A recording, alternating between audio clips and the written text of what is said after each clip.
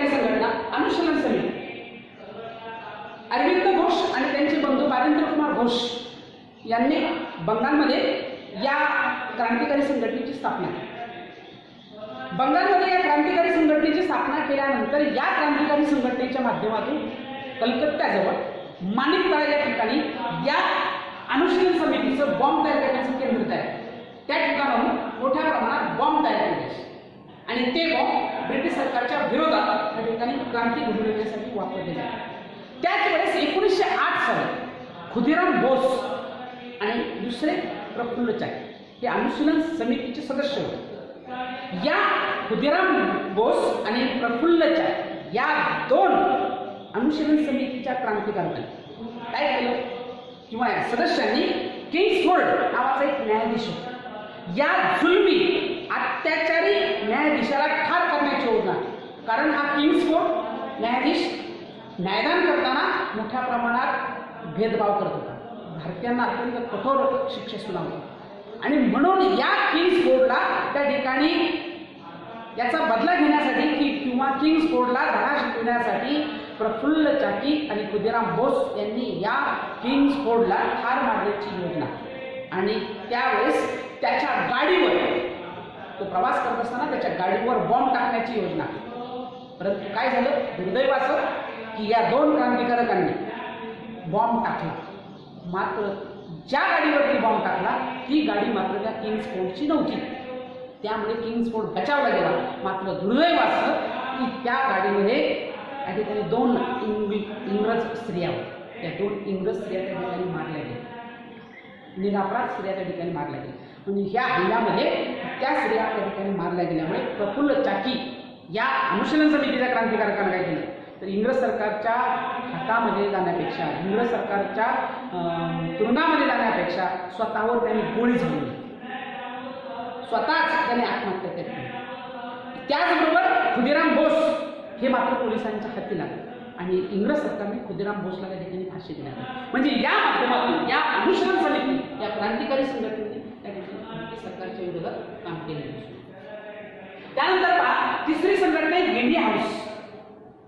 वास्तविक पाहता ही India house Shyamji Krishna Verma यांनी भारतात नव्हे तर भारताच्या बाहेर लंडनमध्ये ही संघटना स्थापन केली. इंडिया हाऊस या संघटनेची स्थापना श्यामजी कृष्ण वर्मा यांनी लंडनमध्ये स्थापन केली आणि या संस्थेमार्फत भारतीय तरुणांना कशासाठी स्थापन केली तर या संघटनेमार्फत भारतीय तरुणांना इंग्लंडमध्ये उच्च शिक्षण घेण्यासाठी जाता येईल, यासाठी या इंडिया हाऊसच्या माध्यमातून भारतीय तरुणांना उच्च शिक्षणासाठी शिष्यवृत्ती दिली जाते.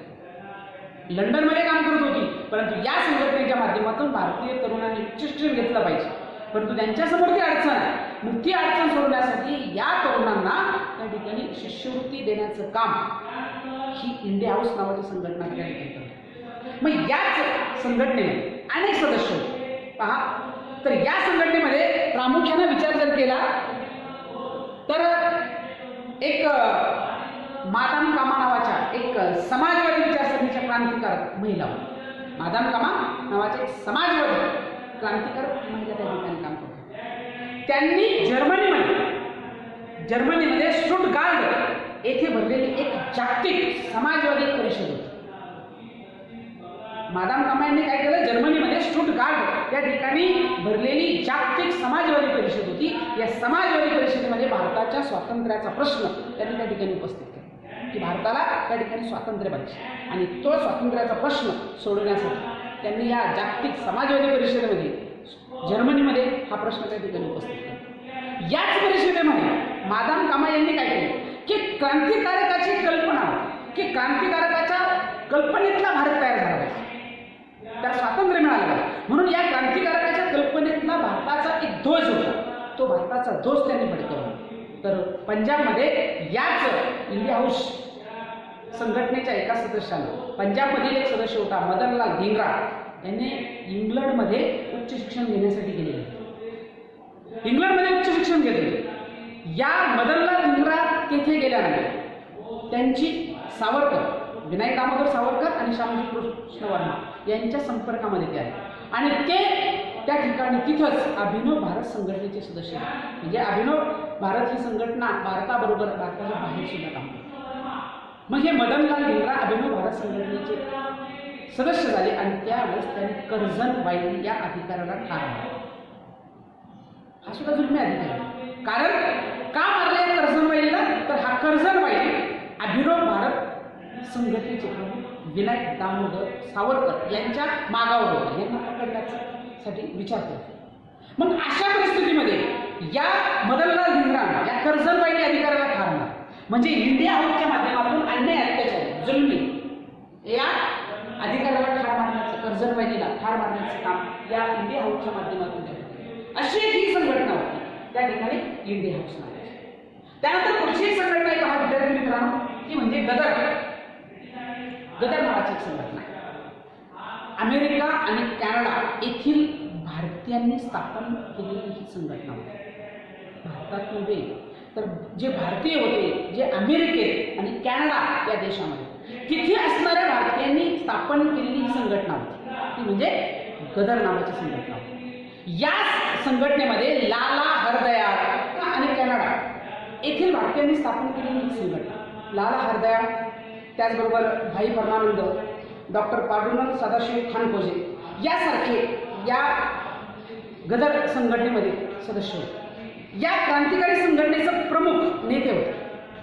मग या क्रांतिकारी संघटनेच्या या सगळ्या नेत्यांनी लाला हरदयाळ असतील, भाई परमानंद असतील किंवा डॉक्टर पांडुरंग सदाशिव खानखोजे असतील, या सगळ्या क्रांतिकारकांनी त्या ठिकाणी या संघटनेच्या माध्यमातून भारतासाठी किंवा ब्रिटिशांच्या विरोधात फार मोठं काम केलं. गदर म्हणजे काय? तर गदर म्हणजे विद्रोह असं मानलेलं आहे. गदर म्हणजे काय? तर विद्रोह काय? तर ब्रिटिशांच्या विरोधात विद्रोह करायचा. मग या संघटनेच्या माध्यमातून गदर नावाची ही संघटना तर होतीच, परंतु या गदर नावाने किंवा या संघटनेचं एक मुखपत्र होतं. गदर नावाचं या मुखपत्राचं नाव त्या ठिकाणी. मग या मुखपत्राच्या माध्यमातून या संघटनेची ध्येय धोरणं, या संघटनेची उद्दिष्ट, या संघटनेचं काम करण्याची पद्धत या प्रकारे त्याचा प्रचार केला जायचा. मग अशा प्रकारे हा प्रचार करत असताना एक राष्ट्रप्रेम आणि क्रांतीचा संदेश या मुखपत्राने भारतीयांना दिला. या गदर मुखपत्राने काय केलं की राष्ट्रप्रेम काय असतं आणि त्याचबरोबर क्रांतीचा जो संदेश होता हा संदेश जनमानसापर्यंत म्हणजे भारतीयांपर्यंत त्या ठिकाणी पोहोच केलेला दिसून. मग यामध्ये प्रामुख्याने पाहिलं तर या कार्यामध्ये, या गदर संघटनेच्या कार्यामध्ये एक हुतात्मा झाले आहेत, ते म्हणजे विष्णू गणेश पिंगळे यांचा विशेष सहभाग होता. यांनी ब्रिटिशांविरुद्ध लढा देत असताना त्या ठिकाणी हुतात्मा होते. म्हणजे या माध्यमातून ही संघटना त्या ठिकाणी काम करते.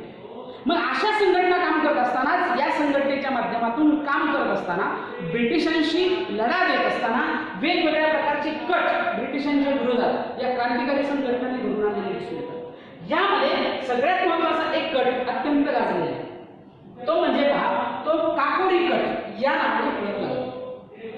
काकोरी कट. मग आता हा काकोरी कट नेमका काय? तर क्रांतिकारकांनी काय केलं? क्रांतिकारकांना क्रांती कार्य करण्यासाठी मोठ्या प्रमाणात काय पैसा जमावा लागला. कारण कोणत्याही प्रकारचं क्रांतिकार्य करायचं असेल, शस्त्रास्त्र मिळवायचे असतील, बॉम्ब तयार करायचा असेल तर त्यासाठी पैसा लागतो. मग हे क्रांतिकार्य करत असताना या क्रांतिकार्यासाठी लागणारा पैसा नेमका कुठून आणायचा? तर हा पैसा जमवण्यासाठी या क्रांतिकारी संघटनेने वेगवेगळ्या प्रकारचे कट केले आणि या कटाच्या माध्यमातून काय केलं तर पैसा मिळाला. मग त्यामधला एक कट आहे तो म्हणजे काकोरी कट.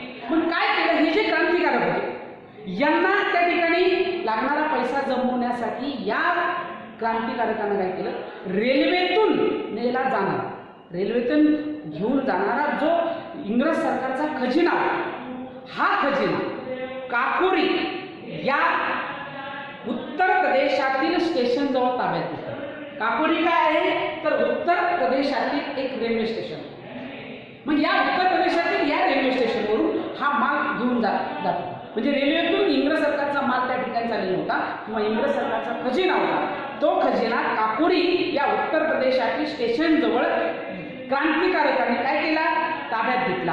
हा जो इंग्रज सरकार विरोधात केलेला कट आहे त्या कटाला म्हणतात काकोरी कट. परत एकदा सांगतो की क्रांतिकारकांनी क्रांती कार्यासाठी लागणारा पैसा जमवण्यासाठी रेल्वेतून नेला जाणारा जो सरकारी खजिना होता, तो सरकारी खजिना त्या ठिकाणी काकोरी या उत्तर प्रदेशातील स्टेशन जवळ ताब्यात घेतला आणि हा एक कट बनवून आणला.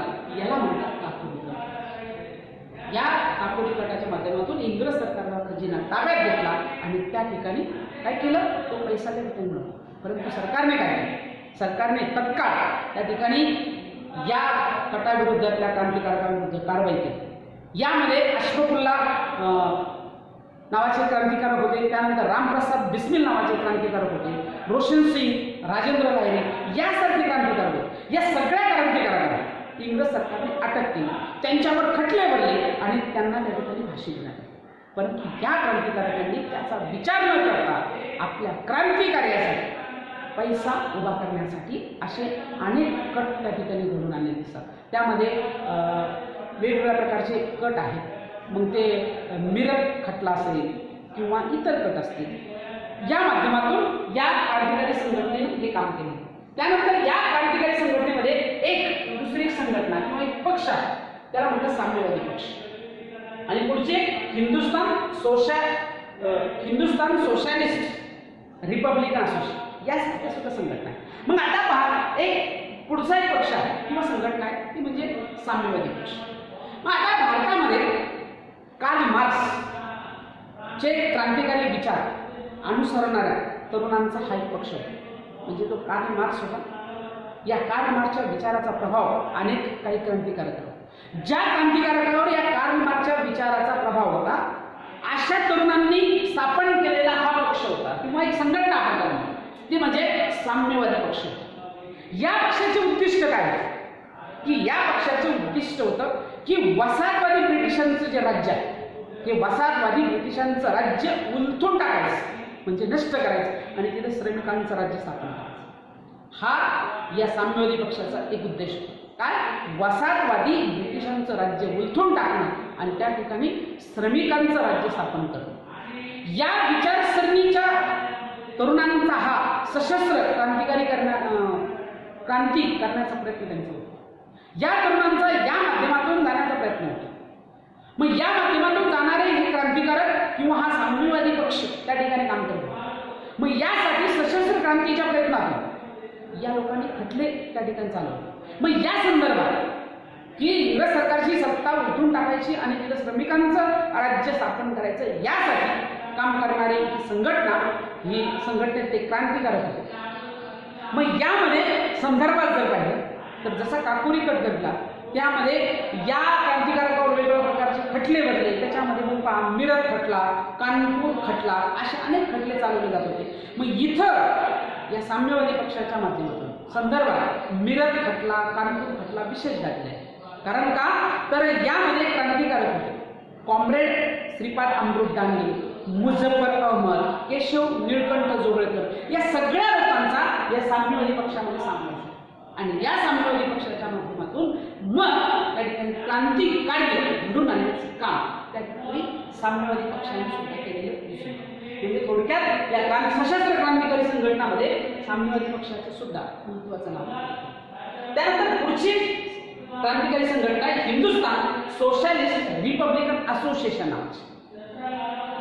भारतातले सगळ्यात महत्त्वाचे जे धर्मनिरपेक्ष विचारसरणीचं काम करणारे क्रांतिकारक होते, त्यामध्ये पहा चंद्रशेखर आझाद, भगतसिंग, राजगुरू आणि सुखदेव, हे सगळे धर्मनिरपेक्ष विचारसरणीचे क्रांतिकारक. आणि याच 4 धर्मनिरपेक्ष क्रांतिकारकांनी चंद्रशेखर आझाद, भगतसिंग, राजगुरू आणि सुखदेव या 4 धर्मनिरपेक्ष विचारसरणीच्या क्रांतिकारकांनी 1928 मध्ये दिल्ली इथं या हिंदुस्तान सोशलिस्ट रिपब्लिकन असोसिएशन नावाच्या संघटनेची स्थापना केली. आणि या संघटनेची स्थापना केल्यानंतर भारताला ब्रिटिशांच्या शोषणातून मुक्त करणं, काय, भारताला ब्रिटिशांच्या शोषणातून मुक्त करणं हे या संघटनेचं मुख्य उद्दिष्ट आहे. मग या संघटनेमध्ये मोठ्या प्रमाणात शेतकरी, कामगाराचं शोषण त्या ठिकाणी करणारी जी अन्यायिक व्यवस्था ही सुद्धा उलटून टाकली. एक तर पहिलं उद्दिष्ट होतं की प्रामुख्यानं इंग्रज सरकारची म्हणजे इंग्रजांच्या शोषणातून भारताची मुक्तता करणं, त्याचबरोबर शेतकरी असतील, कामगाराचं शोषण करणारी अन्यायी जी व्यवस्था होती ही अन्यायी व्यवस्था त्या ठिकाणी उठून टाकणं, त्याचबरोबर त्या ठिकाणी शस्त्र गोळा करणं, यासारख्या कार्यक्रमाची अंमलबजावणी करणे, यासाठी ही संघटना स्थापन झाली. आणि मग या संघटनेने या कामासाठी काय केलं की शस्त्र गोळा करणं, वेगवेगळ्या कार्यक्रमाची अंमलबजावणी करणं, या कामासाठी या संघटनेचा एक स्वतंत्र भाग तयार केला होता. म्हणजे हिंदुस्थान सोशलिस्ट रिपब्लिकन असोसिएशन ही संघटना तर होतीच, परंतु या संघटनेअंतर्गत त्या ठिकाणी शस्त्र गोळा करणं, त्या ठिकाणी शोषण करणाऱ्या इंग्रज सरकारच्या विरोधात त्यांची असणारी अन्यायी जी व्यवस्था होती ही व्यवस्था उलटून टाकणं आणि व्यवस्थित प्रकारे सरकारला विरोध करण्यासाठी योग्य कार्यक्रमाची अंमलबजावणी करणं, या कामासाठी या संघटनेचा हिंदुस्थान सोशलिस्ट रिपब्लिकन आर्मी हा एक स्वतंत्र विभाग होता. कोणता? हिंदुस्थान सोशलिस्ट रिपब्लिकन असोसिएशन ही संघटना होती, परंतु या संघटनेअंतर्गत या क्रांतिकारकांनी काय केलं तर शस्त्र गोळा करणं किंवा कार्यक्रमाची अंमलबजावणी करण्यासाठी एक संघटनेचा स्वतंत्र भाग तयार केला. तो भाग म्हणजे हिंदुस्थान सोशलिस्ट रिपब्लिकन आर्मी या नावाने. आणि या संघटनेचा किंवा या भागाचे प्रमुख होते चंद्रशेखर आझाद. आणि त्यांनी या संघटनेच्या माध्यमातून या आर्मीच्या माध्यमातून शस्त्र गोळा केले, व्यवस्थित प्रकारे कार्यक्रमाची त्या ठिकाणी अंमलबजावणी केली आणि त्यातूनच त्यांनी मोठ्या प्रमाणात ब्रिटिशांच्या विरोधात त्या ठिकाणी लढा केला. म्हणजे अशा पद्धतीनं आपण जर विचार केला तर या क्रांतिकारकांनी सशस्त्र क्रांतिकारी लढे उभारण्यासाठी क्रांतिकारी संघटना त्या ठिकाणी स्थापन केल्या आणि या क्रांतिकारी संघटनेच्या माध्यमातून सशस्त्र क्रांतिकारी लढे त्या ठिकाणी घडवले.